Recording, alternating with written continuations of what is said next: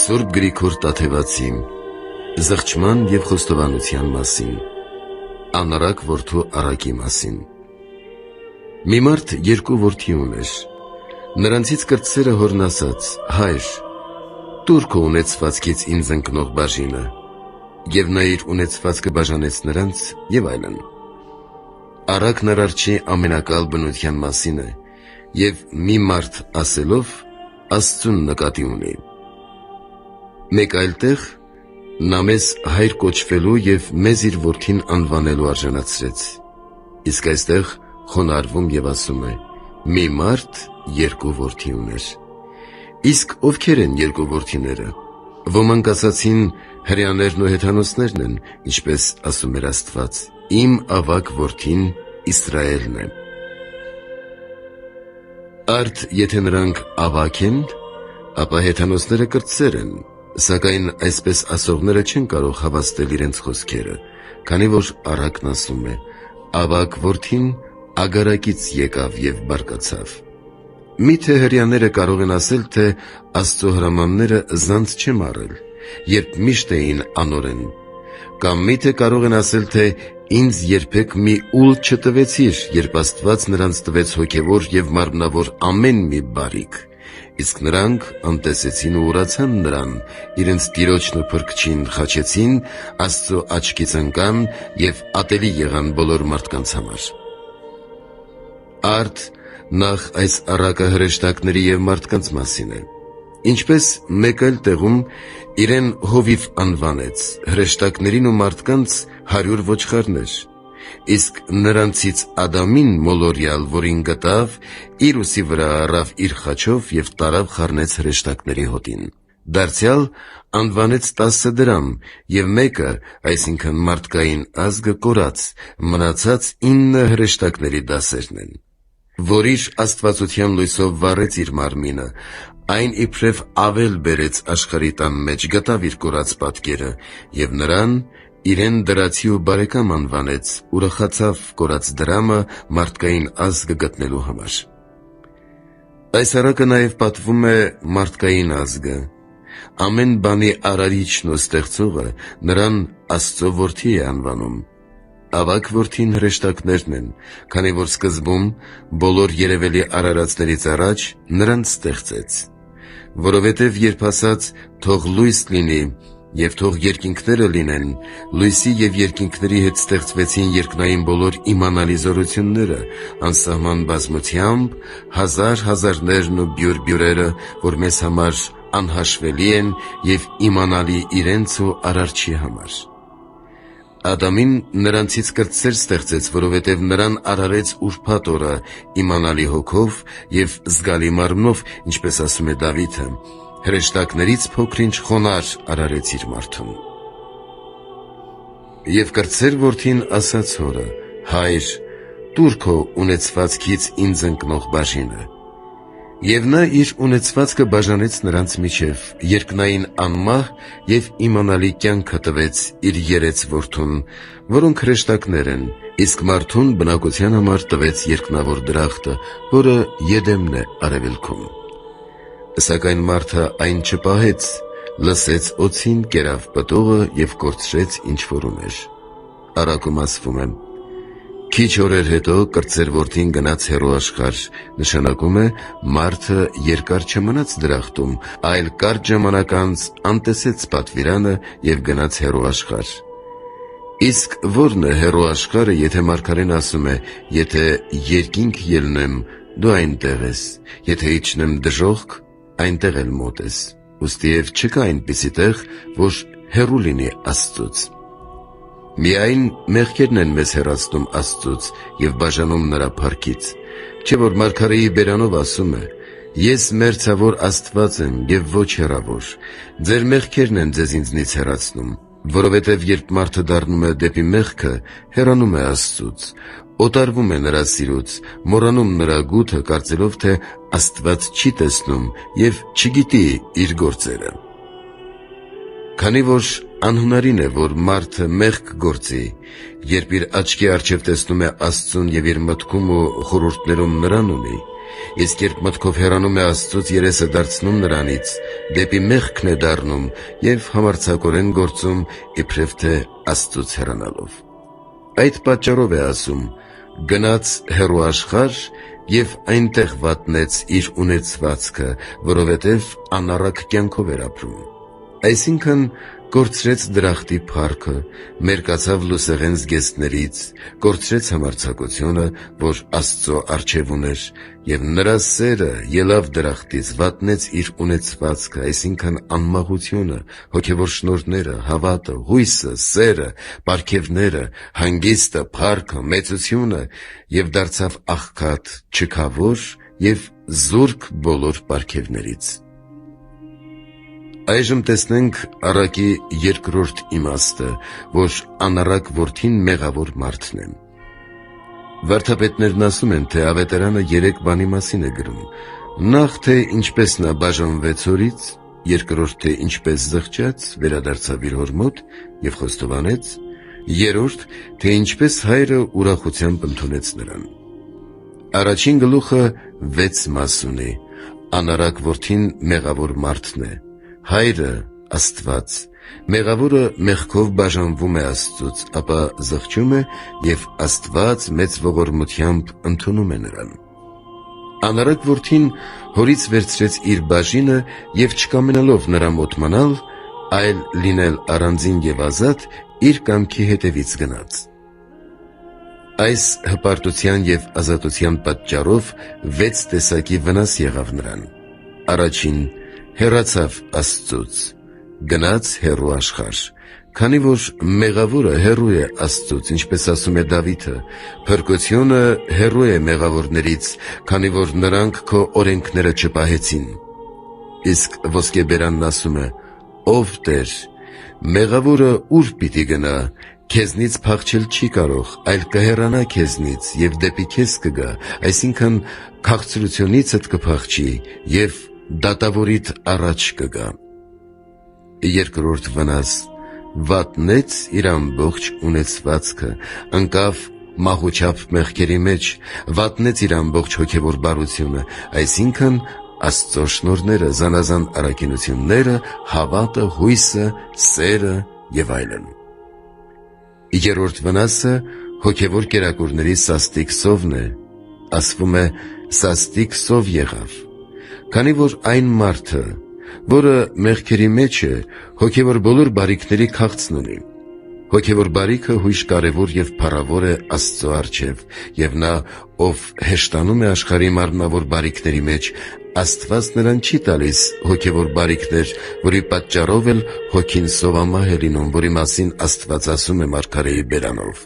«Ոչ թե հացի սով կամ ջրի ծարավ, այլ Տիրոջ խոսքը լսելու սով կլինի»։ Աստծո խոսքը հոգու կերակուրն է, ըստ այն խոսքի, ոչ միայն հացով է ապրում մարդը, այլ ամեն խոսքով, որ ելնում է Աստծո բերանից։ Չորրորդ վնաս՝ գնաց դիմեց այդ երկրի քաղաքացիներից մեկին, այսինքն սատանային, որ դժոխքի քաղաքակիցն է, հարեց և ծառայեց նրան, ըստ այն խոսքի, ով մեղքեր է գործում, մեղքերի ծառան է։ Որովհետև մեղավոր մարդը կորցնում է իր ազատությունը, դառնում մեղքերի և վայելքի ծառան, գործակցում է մեղքերի հետ և ծառայում սատանային, որ նրան քաշում է դեպի մեղքը, նա և ծառա է, և գերի։ Հինգերորդ վնաս՝ մեղք գործողն արհամարհվում է, ինչպես նրա քաղաքակիցն արհամարհեց նրան և ուղարկեց խոզերին արածեցնելու։ Մեղավորն այն ժամանակ է խոզեր արածեցնում, երբ արբեցության և պոռնկության է տրվում, որովհետև սատանան, ինչպես խոզ, պոռնիկի, հարբեցողի և ամեն տեսակ աղտեղության մեջ է հանգչում, ինչպես ասվում է. «Խոզը տիղմի մեջ է թավալվում»։ Մեղավորը խոզի պես թավալվում է պոռնկության մեղքի տիղմի և արածում ամեն տեսակի աղտեղությունների մեջ, ինչպես Պետրոսն է ասում իր ընդհանրական թղթում. «Շունը վերստին է դառնում իր փսխածին, և լվացված խոզը վերստին է թավալվում տիղմի մեջ»։ Այսինքն նա, ով խոստովանում է իր մեղքերը եւ ապա հոժարությամբ վերադառնում նույնին, նման է շան, որը վերադառնում է իր փսխածին եւ լվացված խոզի, որ կրկին թավալվում է աղտեղության մեջ։ Առակն ասում է. ինչպես ոսկե գինդը խոզի դնչին, նույնպես էլ գեղեցկությունն է չարաբարո կնոջ համար, քանի որ եթե խոզի դնչին ոսկի օղ դնես, նա աղբի հետ կշաղախի այն։ Այսպես բանականությունը իբրև ոսկի օղ դրեց Աստված իր պատկերին, սակայն պոռնկասեր հոգին չիմացավ դրա հարգը եւ շաղախեց այն մեղքերի հետ։ Այդ պատճառով է ասում. ամբողջ ունեցվածքը վատնեց անառակությամբ եւ արածեցնում էր խոզերին, այսինքն իր բոլոր անդամներն էր արածեցնում մեղքերի մեջ ըստ իր կամքի։ Վեցերորդ վնասն անհագ ցանկությունն է, դրա մասին է ասում. նա ցանկանում էր լցնել իր որովայնը եղջերենու պտղով, որ խոզերն էին ուտում, որովհետև հեշտասերը բնավ չի հագենում պոռնկությունից եւ արբեցողությունից, որոնք սատանայի կերակուրներն են, որքան ուտում, այնքան քաղցում է եւ իր ցանկությունից հալվում է ու մաշվում։ Երկրորդ գլուխ Ավետարանը ցույց է տալիս, թե անառակ որդին ինչպես զղջաց եւ եկավ իր հոր մոտ այն բանով, որ ասում է. խելքի եկավ եւ ասաց. քանի վարձու աշխատողներ կան իմ հոր տանը, որ առատ հաց ունեն։ Այստեղ 3 բան է ցույց տալիս, որ անհրաժեշտ է մեղավորին դեպի Աստված դառնալիս։ Նախ պետք է, որ մեղավորը խելքի գա եւ խորի, թե մեղքերի պատճառով ինչ է եղել իրեն։ Եվ այս խորելը 3 կերպ է։ Նախ խորում է, թե որտեղից եկավ եւ ուր գնաց, այսինքն ընկավ Աստծուց եւ գնաց սատանայի մոտ։ Այս պատճառով է ասում խելքի եկավ։ Երկրորդ խորհում է, թե ինչ էր մեղանչելուց առաջ եւ ինչ եղավ մեղանչելուց հետո, քանի որ Աստծո որդի էր եւ սատանայի որդի դարձավ։ Այդ պատճառով է ասում. ես անառակ որդիս։ Երրորդ խորում է, թե ինչ է կորցրել եւ ինչ է գտել, այսինքն կորցրել է Աստծո շնորհներն ու առատ պարգևները եւ գտել սաստիկ սովը։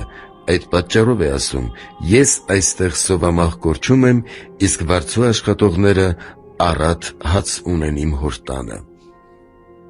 Ոմանք ասում են, թե վարձկանները հրեշտակներն են, որոնք հպատակ եւ հնազանդ են Աստծո հրամաններին, մշտապես ծառայում են նրան եւ իբրև վարձատրություն ունեն Աստծո տեսությունն ու իրենց փառքը։ Նրանք Աստծո առատ շնորհներից առատ հաց ունեն։ Ոմանք, ինչպես մեծն Ներսեսը, ասում է, թե վարձկանները երկնքի լուսատուներն են, որոնք Աստծո հրամանով օր ու գիշեր լուսավորում են մեզ։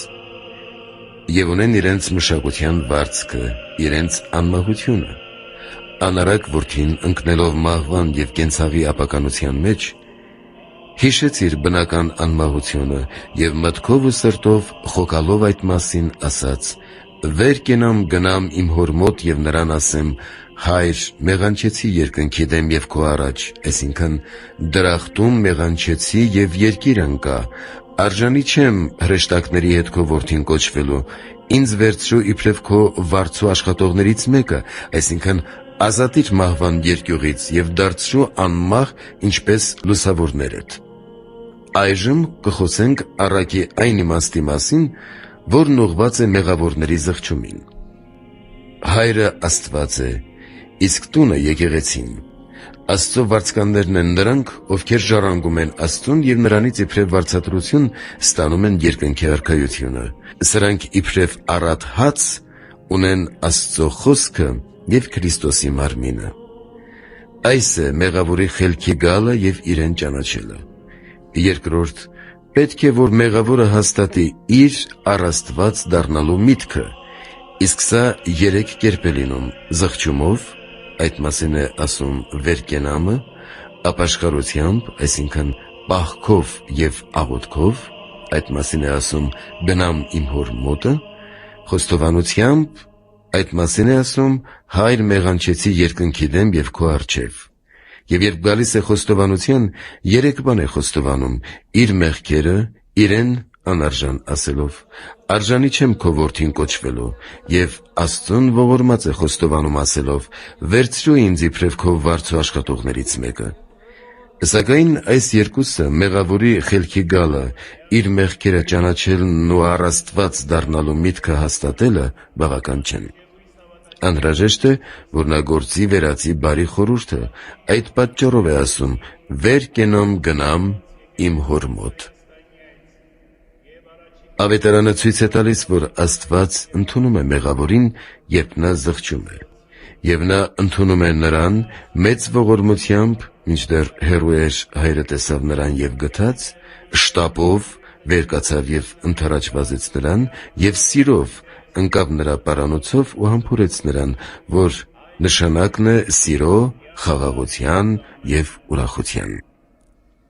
Եվ այս այսպես է, քանի որ եթե մեկ ապաշխարող մեղավորի համար հրեշտակներն են ուրախանում, ապա պետք է, որ Աստված առավել ուրախանա, որովհետև Հայր է։ Որքան գթառատ է երկնավոր Հայրը, որ ընդառաջ է վազում մեղավոր որդուն։ Նա չի սպասում, որ որդին գա իր մոտ, չի հանդիմանում նրան, նրա մեղքերը երեսով չի տալիս, նրա պանանոցին ծանր լուց չի դնում, այլ քաղցրությամբ ու սիրով համբուրում է նրան։ Այսպիսին պիտի լինի նաև խոստովանա Հայրը։ Նա պիտի սիրով ընդունի ճշմարտապես զղջացողին, դառը վերաբերմունք ցույց չտա նրան և չհանդիմանի անցյալի գործերի համար, պետք է քաղցրությամբ խրատի նրան։ Աստված մարդուն ընդունում է մեծ պատվով, այդ է վկայում Հայրը իր ծառաներին ասաց. «Անմիջապես հանեք նրա նախկին պատմությանը և հագցրեք նրան խոսքերը»։ Նա 4 կերպ պատվեց իր որդուն, նրան գեղեցիկ հագուստներ հագցրեց, ինչպես ասում է. «Հագցրեք նրան»։ Զարդարեց նրան, ինչպես ասում է. «Մատանին նրա մատը դրեք»։ Կոշիկ հագցրեց նրա ոտքերին և կերակուր պատրաստեց նրա համար, ինչպես ասում է. «Բերեք պարարտ եզը, որդեցեք»։ Արդ Աստծո ծառաները երկնքում հրեշտակներն են, իսկ երկրի վրա վարդապետները։ Աստված նրանց ասում է. «Բերեք նրա նախկին պատմությանը և հագցրեք նրան»։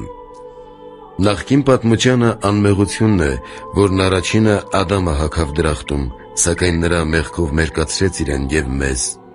Բայց ճշմարիտ խոստովանությունն այնպիսի զորություն ունի, որ անմեղության առաջին պատմությանն է հագցնում մարդուն։ Խոստովանահոր արձակելու պահին մարդն այնպիսին է, ինչպիսին Ադամն էր դրախտում, մինչև իր մեղանչելը։ Այդ պատճառով է ասում. «Խոստովանություն և մեծ վայելչություն զգեցար, իբրև վերարկու լույս հագար»։ Իսկ մատանին ցույց է տալիս ճշմարիտ հավատն ու աստվածային սերը։ Հագուստները գործն են ցույց տալիս, այս է, որ ճշմարիտ հավատն աստվածային սիրո և բարի գործերի հետ զարդարում է հոգին, իսկ հավատն առանց գործերի մեռած է։ Կոշիկը մեռած կենդանու կաշվից է պատրաստվում։ Այն ցույց է տալիս ճշմարտության համար մեռած սուրբերի օրինակը։ Նա կոշիկներ է հագնում, իբրև նշան խոստովանելու և հետևելու սուրբերին, որոնք մեղքի պատճառով մեռան ամենայն բարի գործերով։ Դարձյալ կոշիկն ամրության նշանն է և ցույց է տալիս, թե նա, ով խոստովանում է, զորանում է թշնամու վրա, ոտնակոխ է անում նրա գլուխը, իսկ թշնամին այլևս չի կարողանում իշխել և բռնությամբ մեղքերի մեջ գցել նրան, ինչպես նախկինում։ Մինչև խոստովանելը նա սատանայի ծառան էր և նրա գերին։ Պարարտ եզը Քրիստոսի նշանակն է, որ աստվածությամբ էր պարարտացել։ Ինչպես մեկ այլ տեղում նա կոչվեց գառ, որ վերցնում է աշխարհի մեղքը, այստեղ պատարակվելու եզ կոչվեց, որ մորթվեց աշխարհի փրկության համար, իսկ այժմ մեզ համար մշտապես պատարակվում է Հոր հետ հաշտեցնելու և մեղավորներին քավելու համար։ Այս պատարագից յուրաքանչյուր ոք կարող է ուտել ճշմարտապես զղջալուց և խոստովանելուց հետո։ Ապա ուրեմն պարզ է, որ նրանք, ովքեր խոստովանությամբ անմեղության հանդերձներ չեն հագել, հավատի մատանին բարի գործերի հետ միասին չունեն նաև կոշիկներ, որոնցով հետևեն սուրբերին և ոտնակոխ անեն մեղքն ու սատանային, այնպիսիներն արժանի չեն ուտելու Քրիստոսի մորթված մարմնից և արյունից։ Բայց տես և այն, որ ասաց. «Բերեք պարարտ եզը, մորթեցեք, ուտենք։ Նրան չասաց դու մորթիր։ Սրանից երևում է, որ ընկած քահանան, թեև խոստովանելով, արդարանալով ճաշակում է հաղորդությունից, սակայն չի կարող պատառաքել Քրիստոսին, այլ ուրիշների ձեռքով է հաղորդվում։ Տես նաև ուրախությունը, քանի որ ասում է. «Ուտենք, խմենք և ուրախ լինենք, որովհետև իմ այս որդին մեռած էր և կենդանացավ, կորած էր և գտնվեց»։ Իսկ այն, որ ասում է. «Ինձ երբեք մի ուլ չտվիր», ուլ սատանային է ասում, երբ նա ընկավ երկնքից և զրկվեց Աստծո փառքերից։ Հրեշտակները շատ աղաչեցին Աստծուն, սակայն Աստված չթողեց սատանայի հանցանքները և չլսեց նրանց աղաչանքները։ Իսկ ինչու է ուլ անվանում նրան։ Նախ փոքրության և տկարության համար, որ ընկավ հրեշտակների 9 դասերից, փոքրացավ և տկարացավ։ Երկրորդ, որովհետև ուլը և նման է հրեշտակներին, և նման չէ։ Այնպես էլ սատանան նման է հրեշտակներին, որովհետև անմարմին և անմահ բնություն է, և նման չէ, քանի որ չունի հրեշտակների փառքն ու պատիվը, երկնքում չէ, չի ծառայում Աստծուն և չի փառաբանում նրան։ Երրորդ, որովհետև ուլը մկկում է և փախչում հովվից և փարախից։ Այդպես էլ սատանան փախավ Արարչից և երկնքի արքայությունից և բնակվեց դժոխքի սանդարամետում։ Չորրորդ, ուլի ամոթույքները բաց են և բոլորի համար տեսանելի։ Այդպես նաև սատանայի մեղքերն են բոլորը տեսնում և նախատում նրան։ Այսպես նաև մեղավորների մեղքերն են տեսնում և հանդիմանում։ Հինգերորդ, ուլը սև է, սատանան նույնպես, լույսից զրկված, խավարն է սիրում, խավարի մեջ է շրջում, մարդկանց մտքերն է խավարեցնում և տրտմեցնում։ Վեցերորդ, ուլը չունի բուրդ, դմակ և հնազանդություն և շատ է չարչարում հովվին։ Այդպես էլ սատանան, զրկված հրեշտակների լուսեղեն հագուստներից, չունի նրանց պարարտ իմաստությունը և հնազանդ չէ իր Արարչին, այլ հանապազ հակառակվում է իր հովվապետին Քրիստոսին։ Այս պատճառով են հրեշտակներն ասում երկնավոր հորը. «Ինձ երբեք մի ուլ չտվեցիր, որ բարեկամներիս հետ ուրախություն անեի, իսկ այդ անառակի համար պարարտ եզը մորթեցիր»։ Եվ հայրն ասում է. «Որդյակ, դու միշտ ինձ հետ ես, և ամեն ինչ, որ իմն է, քոնն է, երկինքը քո տեղն է, երկիրը քոնն է, և բոլոր բարիքները, փառքերը, պսակները, որ երկնքում են և երկրի վրա, քոնն են»։ Պետք է իմանալ, որ սա հրեշտակների և արդար մարդկանց մասին է։ Պետք է ուրախ լինել և ցնծալ, որովհետև քո այս եղբայրը մեռած էր և կենդանացավ, կորած էր և գտնվեց։ Երկնավոր Հայրը այսպես ուրախանում է բոլոր նրանց համար, ովքեր դառնում և զղջումով խոստովանում են իրենց մեղքերը։ Իսկ նրանց համար, ովքեր առանց զղջումի մնում են մեղքերի մեջ, ոչ թե ուրախանում, այլ սգում է։ Խոստովանողների համար ուրախություն և տոն է կատարում։ Եվ այդ տոնը հույժ փառավոր է, քանի որ ծննդյան տոն է, որովհետև մեղավորը սատանայի որդի է, և խոստովանելուց հետո նա ծնվում է իբրև Աստծո որդի։ Նաև հարության տոն է, որովհետև մահվան մեղքից հարություն է առնում և կենդանանում հոգով, ինչպես ասում է. «Ուրախ լինենք, որովհետև մեռած էր և կենդանացավ»։ Նաև հոգու գալստյան տոն է, որովհետև ճշմարտապես խոստովանողն ընդունում է Սուրբ Հոգին, ինչպես առաքյալները վերնատան մեջ։ Ահա թե ինչու մենք պետք է ասենք. «Հա՛յր, մեղանչեցի երկնքի դեմ և քո առջև, ինչպես անառակ որդին, որպեսզի նրա հետ էլ արդարանանք, երկնավոր հոր որդին կոչվենք և հանդերձյալ բարիքներին հասնենք բոլոր սուրբերի հետ մեր Տեր Հիսուս Քրիստոսով, որին և որի Հորը և Սուրբ Հոգուն